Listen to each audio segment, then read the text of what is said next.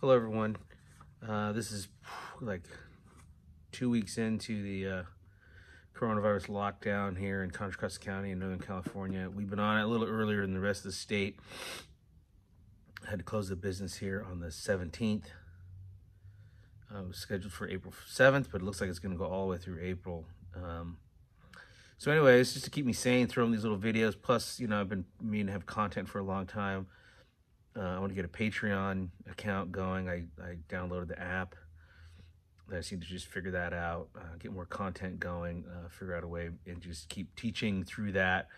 Need to be able to make something because we've been closed down and no classes, no members here at Red Ox Clay Studio. We were teaching 9 classes a week, 5 instructors, membership, all that's just to a halt. So we're okay for, this month is pretty much over. I think we're okay, maybe part of April, but need to get something going. Anyways, I get a lot of questions all the time. People say, well, how do I throw bigger? And then the answer I always got when I was coming up in clay was, oh, you got to use more clay.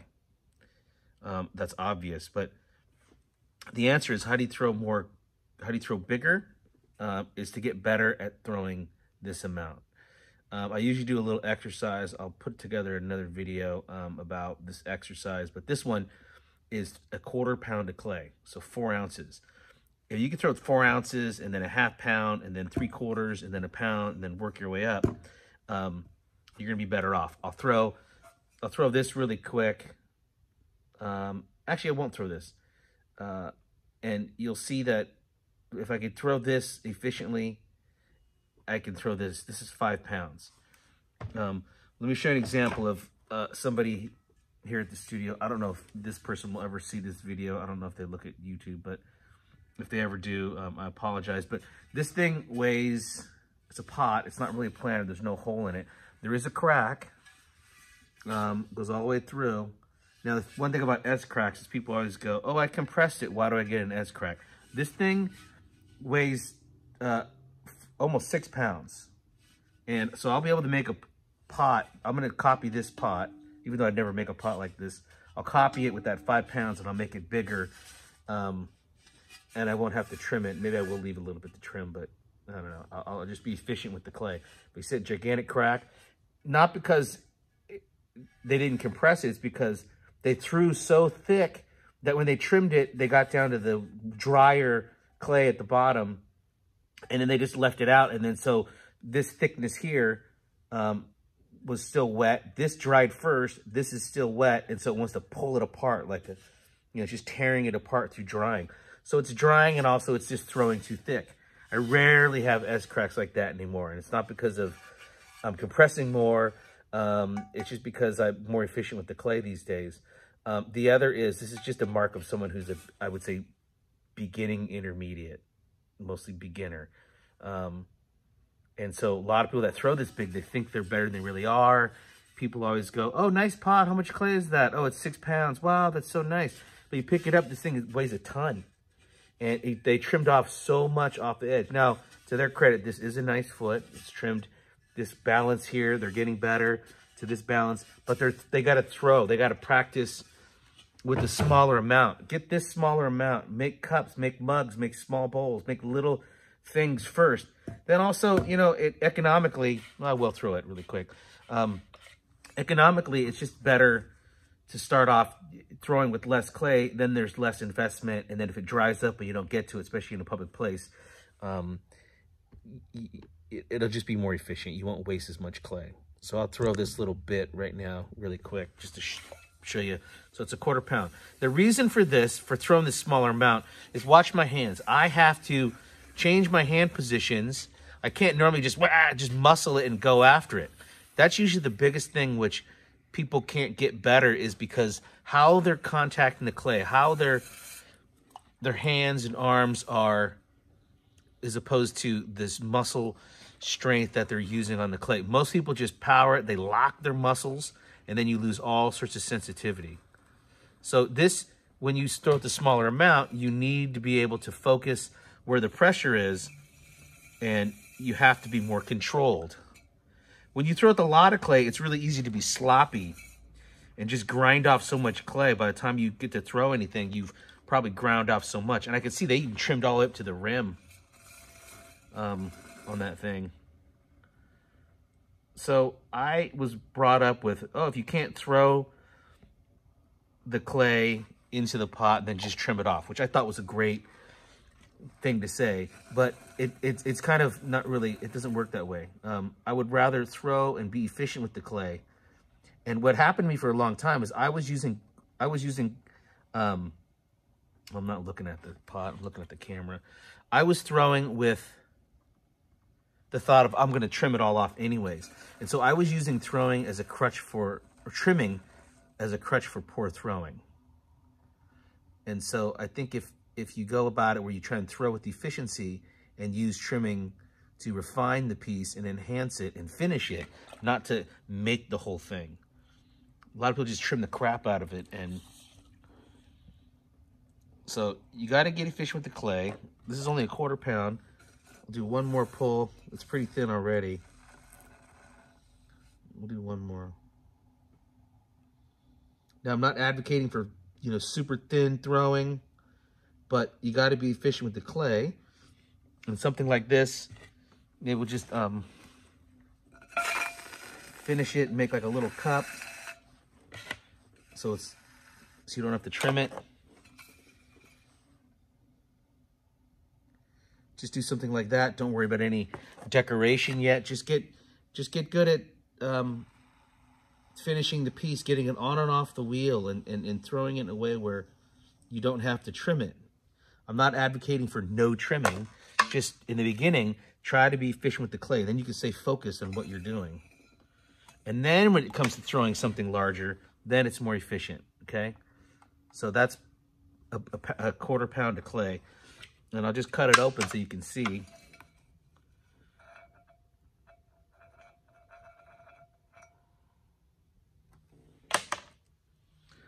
So I don't need to trim any off. That's about it's about efficiency of clay, so I can get this up here. Now on small stuff, you could have it almost the same thickness all the way.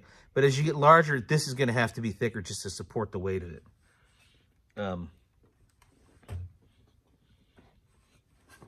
So now throw a little bit more clay. So again, to start, how do you throw more clay or larger pots? By getting better at throwing smaller amounts of clay. And I'll copy this. Sorry, we're 7 minutes in, 8 minutes in, but I don't know if you guys are watching it. I don't know what else you're gonna do. Everybody's locked down in California. At least they should be. Unless you're an auto mechanic or you're in construction or you work at a grocery store or food banks. And so the centering that I'm doing is pretty close to the same technique as I did when I was on that little piece. Except my hands just now can't touch each other. So that's the difference. I have to, it's the same moves. So I'm going to cone, I flattened it to make sure it's on the wheel, and then I'll cone this up. And if I keep this left hand a little bit higher, like that, then I won't get this crater that forms, which I used to have happen all the time. I didn't cone for the longest time just because I couldn't do it. And then I made excuses why you didn't need to do it. I mean, I wedged this clay a little bit already, but it's cold in here. And it's right out of the bag, so there's no air in it. But even though I just like coning it, even if I wedged it. And the reason for coning is I homogenize the clay. Sometimes I'll get a little twisting down here and it may mess me up later, but I'm elongating all the particles. I'm homogenizing all the density of the clay. So if there's any hard spots, they get distributed and mixed in with the softer stuff.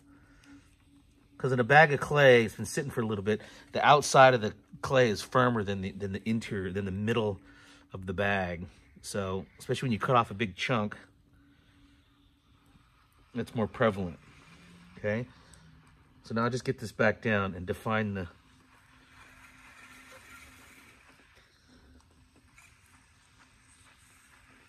So that pot that I just showed you, Probably started off as an 8-pound pot.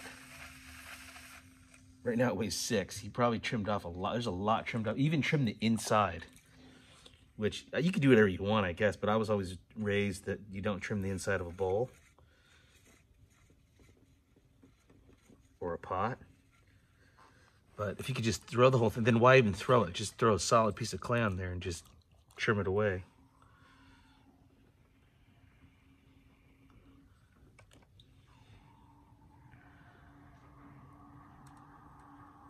So this is mainly about, throwing larger, and not so much copy. I'll copy the shape, but I'm not going to show you trimming it or anything. Something that big, I wouldn't trim. Most people aren't going to turn it upside down and look at it. Plus, it's in between form-wise. Go back to skill level. Somebody who's a beginning, intermediate, or just beginner, what is the shape? Is that a pot? Is that a flower pot? Well, there's no hole in it. I always used to make these shapes like that. I'd tell my mom, oh, they're a flower pot. She goes, where's the hole? And then I finally made one with a hole. And then she's like, well, where's the plate? Because I couldn't make plates back then either. So it's like just BS. I need to be able to have a little bit of intention of what I'm throwing. If you sit down at the wheel and go, oh, whatever happens, happens, you're never going to move up in skill level. I'm really interested in skill level. Like, what does it take for a beginner to become intermediate? What does it take for an intermediate to become more advanced? And even in this day and age, even though you're selling your pottery and you're a professional and you're selling it out there in the world, and this is probably not it's not a very popular statement, but just because you're selling your work doesn't mean that your work is good, especially right now in this day and age, in the last 5 years.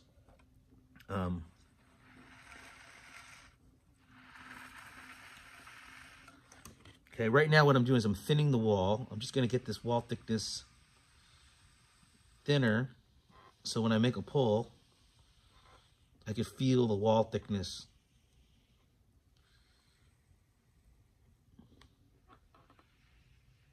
Now there's a guy from Ingleton Pottery in England, and I saw a video there, he just like this, just pulls it right up. But I mean, he does production pottery for a living. I teach ceramics for a living. I don't really do production. So I just don't have even though I do it quite a bit, I still don't have the sensitivity like somebody who does it every single day, throwing, hundreds of pounds of clay for a vocation. A lot of people, when they say when they do production work, they're probably, maybe making 20 things. Maybe it's a whole day, they'll make 20 things. And they make a mixed match of things.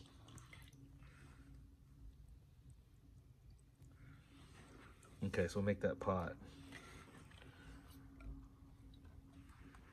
We'll do one more pull.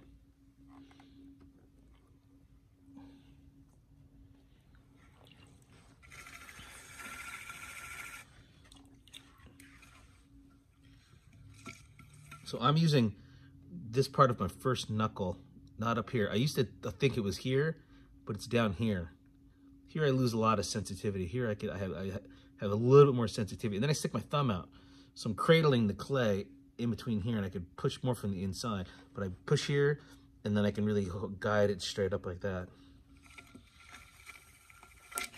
Oh. That's what I get for watching myself throw.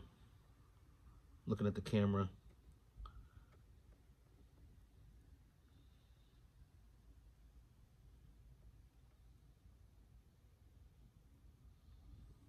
Okay. I'll shape this thing really quick. Now, one thing I'll say while I'm doing this is, when the cylinder's uneven, a lot of people will go, oh, just get a straight edge on it and do this to it and straighten it. But if your inside's crazy, this isn't going to do it. All I'm doing with this is to smooth the outside. And I use this for my first initial pull. I'm pushing from the inside. So it looks like it's straightening the cylinder, but it's not. I mean, it's already even-walled cylinder anyways. So this thing's already taller than that pot I just showed you.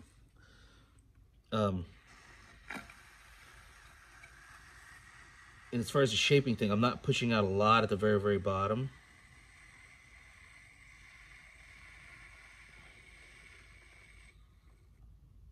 Actually, I'm not going to copy that exact thing because it's a weird shape and I don't really, can't bring myself to do that. So we'll make this like a planter.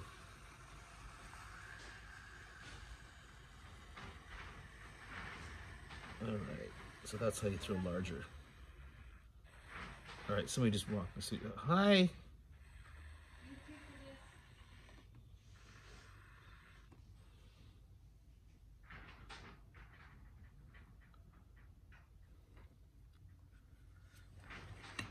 Okay, this is 5 pounds of clay.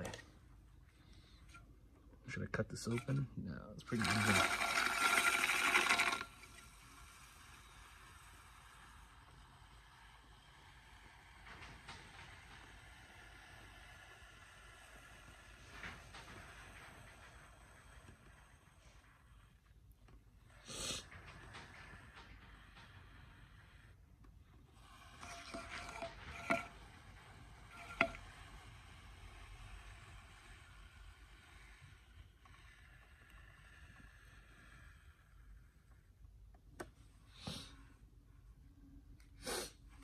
That's all right, a little wobble. I'm not worried about that. So something like this will fatten up this rim.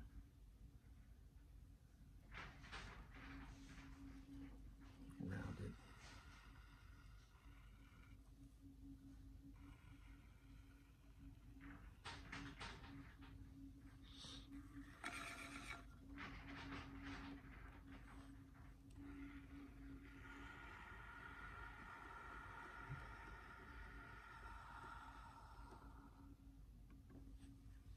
It's a pretty decent sized bowl. I think a lot of times that's what people start out with. They start out with trying to make a bowl and then it ends up into being a flower pot. So I would, you know, once you get more efficient with the smaller amounts of clay, you could be more, you could have an intentional throwing. You're just doing a bunch of one-offs and making things just here and there. It's okay, but you're gonna enjoy it a lot more if you can throw with much more efficiency. Now I know that rim is a little crazy, but so what? I'm not worried about that. So the last thing I'll do to finish this thing, you know, finish it, get it all, you know, smooth. So the outside looks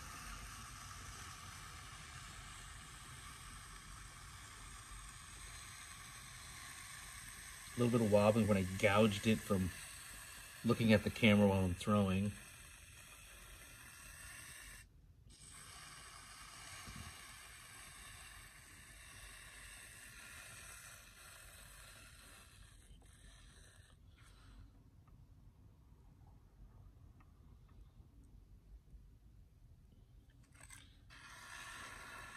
Looks like a little rim right there.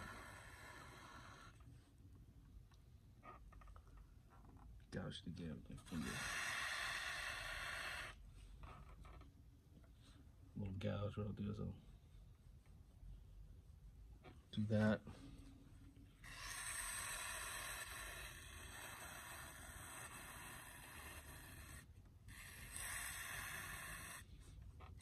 Fixed it.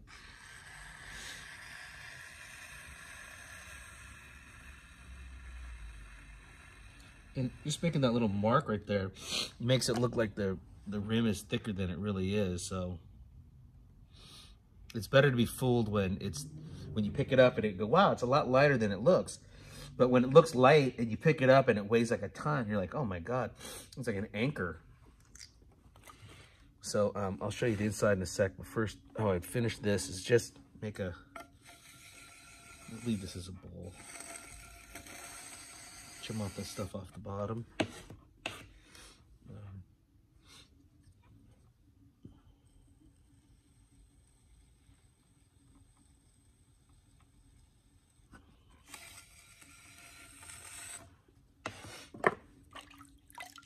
Do that.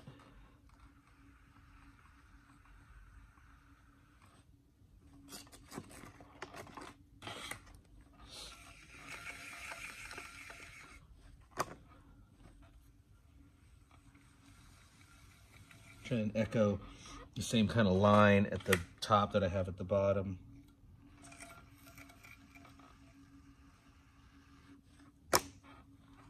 So it looks more finished.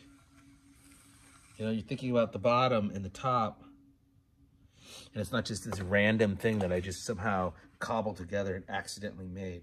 So it's a lot more intentional.